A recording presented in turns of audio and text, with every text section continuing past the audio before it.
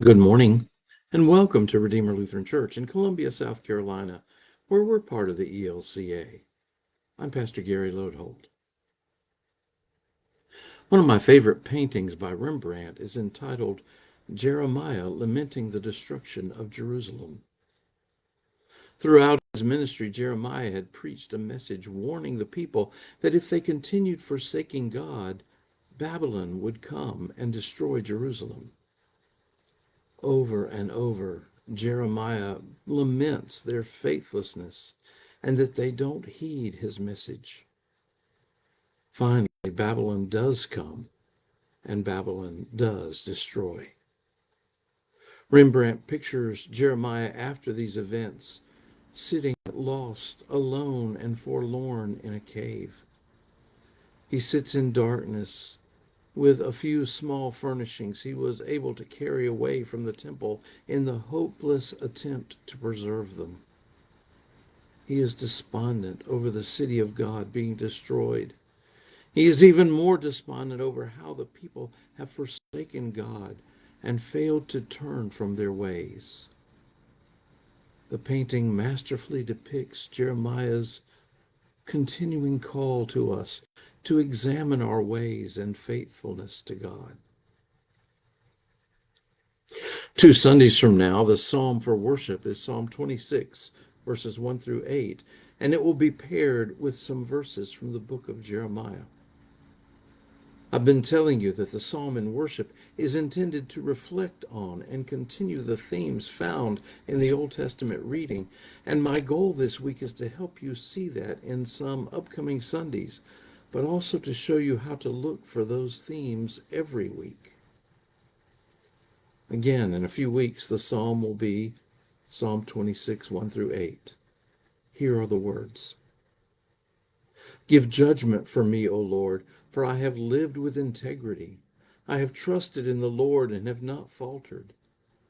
Test me, O Lord, and try me. Examine my heart and my mind, for your steadfast love is before my eyes.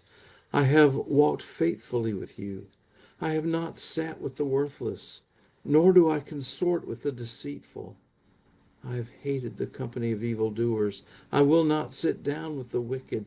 I will wash my hands in innocence, O Lord, that I may go in procession round your altar, singing aloud a song of thanksgiving and recounting all of your wonderful deeds. Lord, I love the house in which you dwell and the place where your glory abides. What's clear is that the psalmist is in trouble. It's not clear exactly what he has been accused of, but it involves faithfulness and integrity. Perhaps people have called him a hypocrite. So the psalmist asks God to test him, to examine him, to see if he is faithful. Now, this is not some holier than thou statement or even an attempt to say that he is more morally upright than others. No. What he asks is for God to look at his faithfulness. He's asking God to check and see if the psalmist has not depended on himself, but rather if he has truly been faithfully dependent on God as he should be. It's not about self-righteousness, but about steadfast faith. The psalmist says he has been faithful and calls on God to attest to that. He calls on God to defend him against those who accuse and deride him. We felt that way at times. Perhaps we've been falsely accused, pointed at as if wrong, but down inside knowing that we have been true.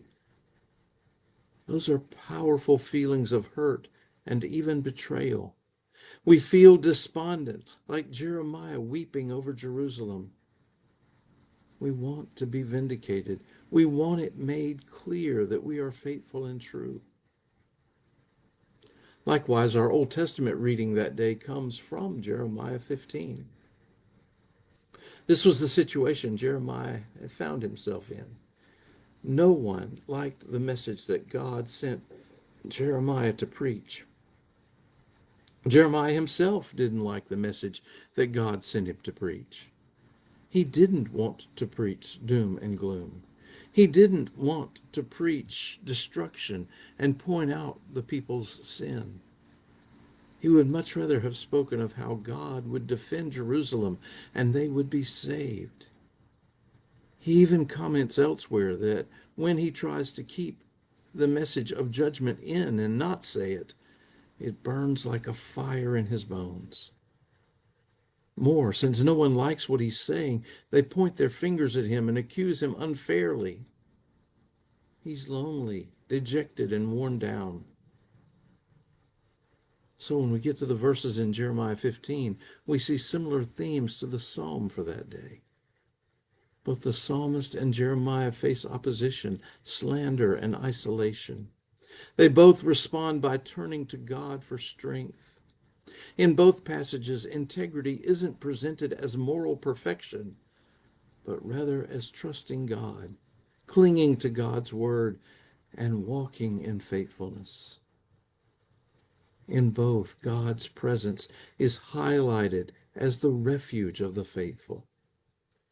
And both texts are centered in God's saving action, not human achievement. Sometimes things get beyond our strength. And like Jeremiah, we sit alone and despondent in a cave. These passages point to God as our vindication. When our world falls apart, we have God. Thanks for sharing these moments with me. And remember to let this day belong to God.